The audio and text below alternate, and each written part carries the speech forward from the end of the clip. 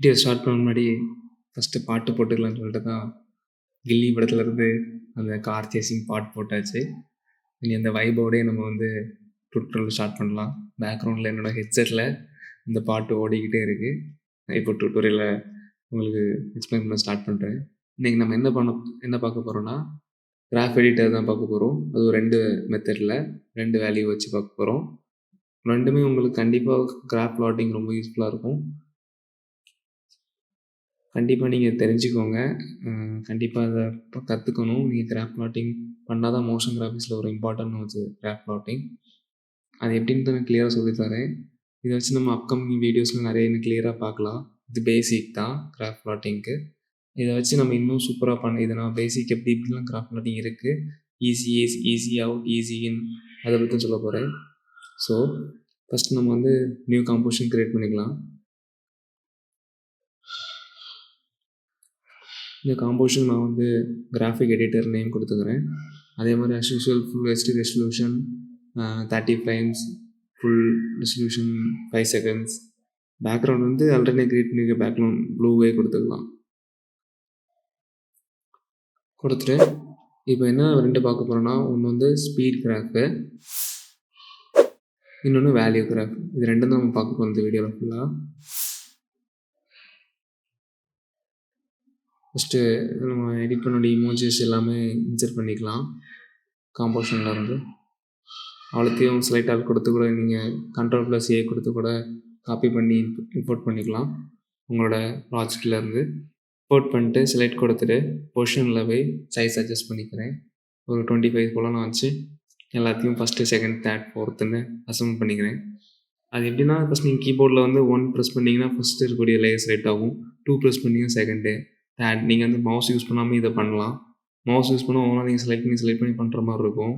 டிஃபிகல்ட்டாக feel பண்ணுவீங்க. இல்லாட்டா கொஞ்சம் சோம்பேறித்தனமாக இருக்கும். என்ன மாதிரி நீங்கள் சோம்பேறியாக இருந்தீங்கன்னா கொஞ்சம் இந்த மாதிரி விஷயத்தில் அது உங்களுக்கு ரொம்ப யூஸ்ஃபுல்லாக இருக்கும். 4, 5, 6ன்ட்டு சிலன்னு மாற்றிடலாம். ஈஸி ஸ்டெப்ஸும் கூட. அதே மாதிரி நீ மறுபடியும் செலக்ட் பண்ணிட்டு அலைன் பண்ணிக்கோங்க. அலைன்மெண்ட்டில் அலைன் பண்ணிட்டோம். ஓகே, போதும். இனி நம்ம வந்து போர்ஷன் அட்ஜஸ்ட் பண்ணிக்கலாம். ஒரு எண்டிங்கில் தூக்கி போட்டுக்கிறேன் எல்லாத்தையும் செலக்ட் பண்ணிட்டு.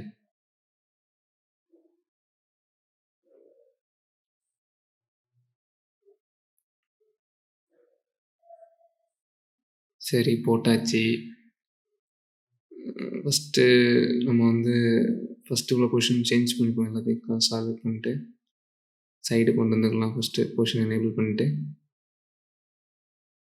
பொசிஷன் நீங்கள் வந்து P ப்ரெஸ் பண்ணிங்கன்னா பொசிஷன் எனேபிள் ஆகும். பொசிஷன் ஆப்ஷன் கீபோர்டில்.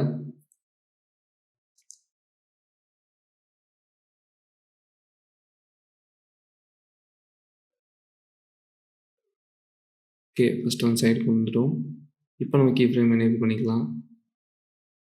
ரெண்டாவது 2 seconds போயிட்டு இப்போ நம்ம அந்த சைடு போகிற மாதிரி கார்னருக்கு அந்த சைடு பொசிஷன் பண்ணிக்கலாம். ஓகே, இப்போ எல்லாமே ஈக்குவலாக தான் க்ரியேட் ஆகும். இதில் தான் நம்ம வந்து ஒவ்வொரு இமோஜியும் ஒவ்வொரு சிச்சுவேஷனுக்கு ஏற்ற இமோஜியும் ஒவ்வொரு மாதிரி க்ரியேட் பண்ண போகிறோம்.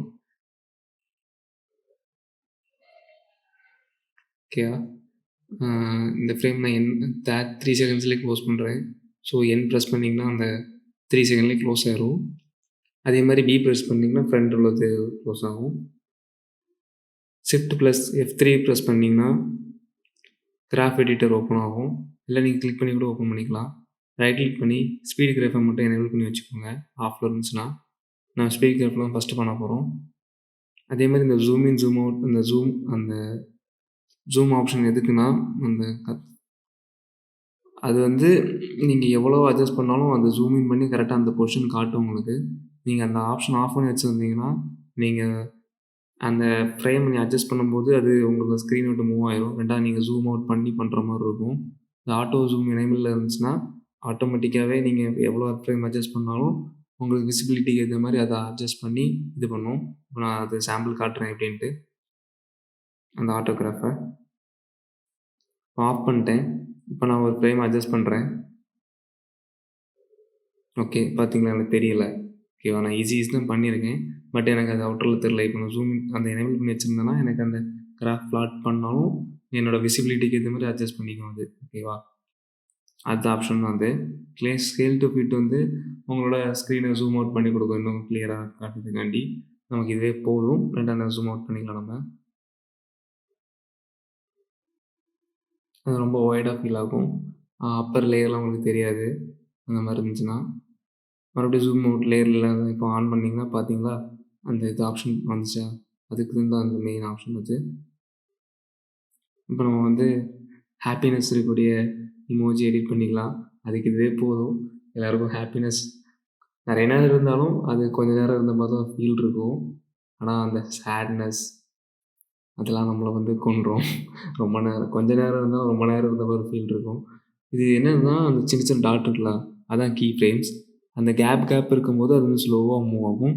அந்த கீ ஃப்ரேம்ஸ் குட்டிக்கு சின்ன சின்ன டாட்டாக குட்டியை நெருக்கமாக இருக்கும்போது அந்த இடத்துல அந்த ட்ராக் வந்து வேகமாக மூவ் ஆகும். அதுதான் கான்செப்ட்டு. இதை நீங்கள் நல்லா புரிஞ்சுக்கோங்க.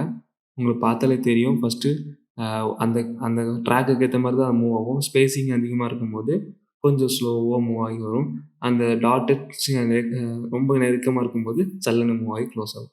அந்த எஃபெக்ட்ஸ் தான் நமக்கு வந்து ரொம்ப முக்கியம் மோஷன் கிராஃபிக்ஸில், இந்த கிராஃப் பிளாட்டிங்கில். இதுதான் நமக்கு ஃபுல்லாக படிக்க போகிறோம் இந்த வீடியோவில்.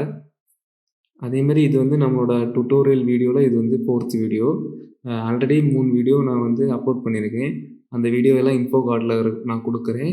அதேமாதிரி அந்த டுட்டோரியல் லிங்க்கும் வந்து இன்ஃபோ கார்டில் இருக்கும், வீடியோட இன்ஃபோ கார்டில். அதுபோக டிஸ்கிரிப்ஷன்லேயும் இருக்கும். நீங்கள் கிளிக் பண்ணி கூட பார்த்துக்கலாம். இந்த மாதிரி நிறைய ரெகுலர் வீடியோஸ் பார்க்கணுன்னா ஜிபி கிரியேஷன் தமிழில் மறக்காமல் நீங்கள் சப்ஸ்கிரைப் பண்ணி வச்சுக்கோங்க. வீடியோ இப்போவே நீங்கள் பார்த்துட்டு இருந்தீங்கன்னா கூட வீடியோ ஸ்டாப் பண்ணி வச்சுட்டு சப்ஸ்கிரைப் பண்ணிட்டு மறுபடியும் ப்ளே பண்ணி பாருங்கள். ஒன்றும் தப்பு ஒன்றும் இல்லை. ஓகேவா? நீங்கள் பண்ணுற ஒவ்வொரு சப்ஸ்கிரைபர்ஸும் எனக்கு வந்து அடுத்தடுத்து வீடியோ பண்ணுறதுக்கு ரொம்ப மோட்டிவேட்டாக இருக்கும். கடந்த போன மந்த்லேருந்து அப்படியே ஸ்டேபிளாகவே இருக்குது. யாரும் பண்ண மாட்டேங்கிறீங்க. கொஞ்சம் கொஞ்சம் வீடியோ பார்க்குறீங்க. இன்னும் நீங்கள் பண்ணால் ரொம்ப நல்லாயிருக்கும்னு நான் ஃபீல் பண்ணுறேன். எனக்கும் வீடியோ பண்ணுறது கொஞ்சம் இன்ட்ரெஸ்டிங்காக பண்ணலான்னு ஒரு ஆசை வரும். 2, 3 அதே மாதிரி நீங்கள் உங்களோட எந்த டவுட்டாக இருந்தாலும் நீங்கள் கமெண்ட் பண்ணுங்கள். ஓகேவா?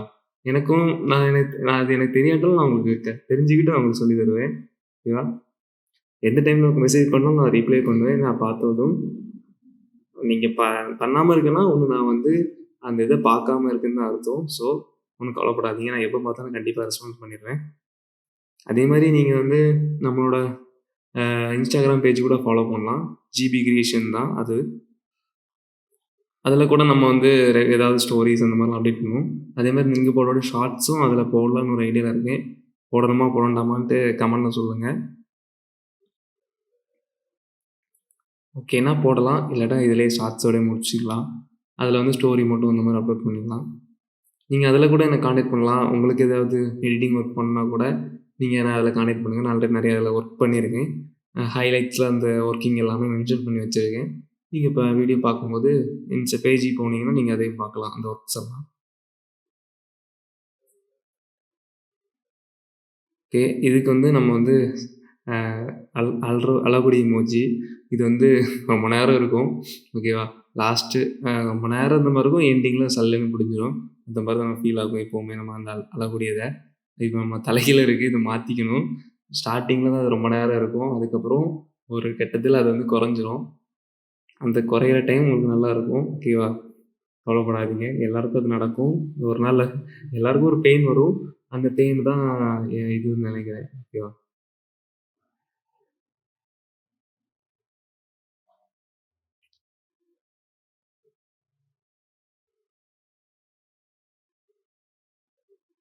சேட்னஸும் கம்மியாக தான் இருக்கும். ஹாப்பினஸ் மாரி. ஆனா ஹாப்பினஸ் ரொம்ப நாள் இருக்கும். ஆனா உங்களுக்கு அது ஃபீல் ஆகாது. நீங்க ஹாப்பியா இருக்கும்போது நமக்கு ஹாப்பியா இருக்கணும்னு உங்களுக்கு ஃபீல் இருக்காது. ஆனா நீங்க சேட் ஆகும்போது நம்ம சேட்ல இருக்கோம்னு கிளியரா உங்களுக்கு தெரியும். ஓகேவா? அந்த கஷ்டம் உங்களுக்கு கிளியரா தெரியும். அதனால தான் அது வந்து ரொம்ப நாள் இருந்த மாரி ஏன் நமக்கு இப்படி ஃபீல் ஆகுது? நம்ம ஏன் இப்படி கஷ்டத்திலே இருக்கோம்? அப்படின்னு உங்களுக்கு ஒரு தோற்றம் இருக்கும். கண்டிப்பா எல்லாருக்கும் அந்த கஷ்டத்துலருந்து மீள்வீங்க. ஓகேவா? ஒரு நல்ல நிலைமைக்கு மாறுவீங்க. அந்த கஷ்டம் உங்கள மறக்கும். டைம் வந்து எல்லாத்தையும் சேஞ்ச் பண்ணும். ஓகேவா? அதான் நான் சொல்லக்கூடிய ஒரே இது. ஃபீலிங்கா இருந்தாலும், கஷ்டமா இருந்தாலும் எந்த சிச்சுவேஷன்லயும் ஃபர்ஸ்ட்டு அது கஷ்டமா தான் இருக்கும். கூட ஒரு 2, 3 மாசம் கழிச்சு போனீங்கன்னா, அத நெனச்சு நீங்களே சிரிப்பீங்க. ஸோ இதுக்கா இவ்வளோ நேரம் அழுதுட்டு இருந்தோம். இவ்வளோ தானா அது அப்படின்ட்டு ஒரு ஃபீல் வந்துரும் உங்களுக்கு. ஓகேவா? டைம் எல்லாத்தையும் கீல் பண்ணும். ஸோ அது அந்த பேசிக்ல தான் இந்த இமோஜிஸ நான் அடுக்கி வச்சிருக்கேன். அதே மாரி தான் எடிட் பண்ணவும் போறேன். கிராஃப் பிளாட்டிங்லாம் இப்படி ஈஸி தான். ஓகேவா? நீங்கள் மிஸ்டேக் பண்ணாலும் பரவாயில்ல. வேறு ஒரு வாட்டி நீங்கள் பிளாட் பண்ணி பார்த்தீங்கன்னா கிராஃபை, உங்களுக்கு அதில் ஒரு ஐடியா கிடச்சிரும். ரொம்ப ஈஸியாக தான் இருக்கும்.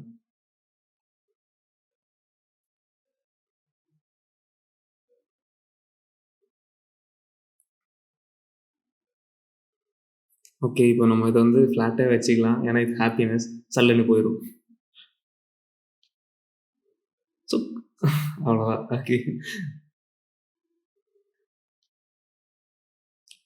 ஷிஃப்ட் ப்ளஸ் F3 கொடுத்தீங்கன்னா போட்டாங்க. பார்த்தீங்கன்னா தெரியும். ஃப்ளாட்டாக இருக்க ஈஸி அவுட்லாம் எப்படி டிஃப்ரெண்ட்டாக இருக்குது. மற்றதெல்லாம் நார்மலாக இந்த மாதிரி தெரியுதுல்ல.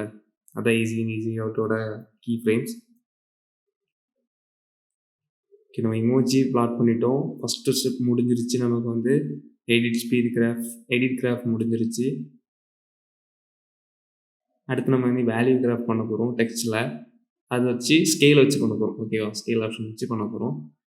என்னோட நேம் எடுத்துக்கிறேன் GoldBellன்ட்டு.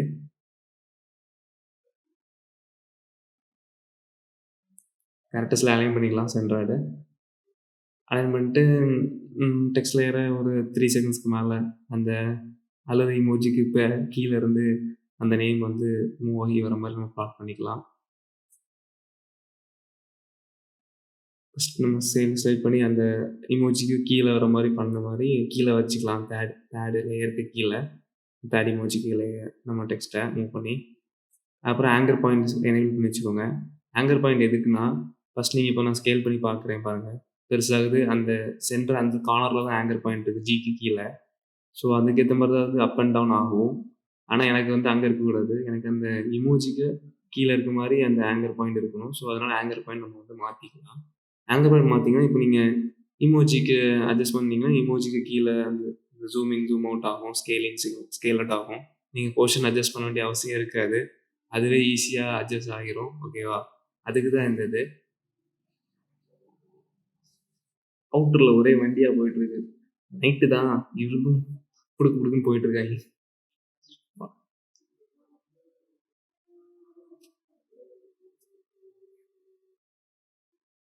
சரி.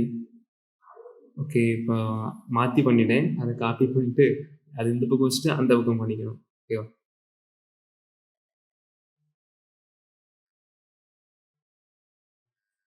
ஓகே. கரெக்டாக முடிஞ்சிருச்சு. இதுதான். இதே நம்ம என்ன கிராஃப் பிளாட் பண்ணிக்கலாம்.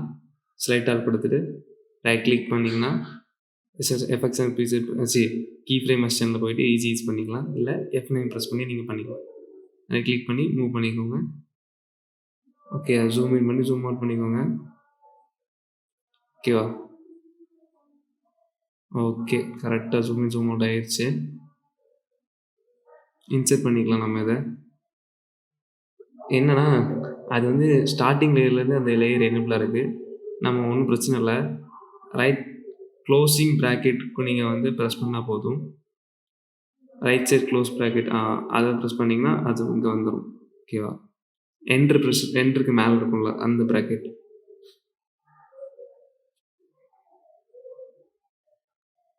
ஓகே. க்ளோஸ் ஆயிடுச்சு. இங்கே வந்து அதை மூவ் பண்ணி இங்கே வச்சுக்கலாம் அந்த இடத்துல பொசிஷன்ஸ். இந்த வீடியோ பிடிச்சிருந்தனா லைக் பண்ணுங்கள். அதே மாதிரி இந்த சேனலுக்கு சப்ஸ்கிரைப் பண்ணி நோட்டிஃபிகேஷன் எனேபிள் பண்ணி வச்சுக்கோங்க. நான் உங்களை அடுத்த வீடியோவில் பார்க்குறேன். பாய். See you. Take care.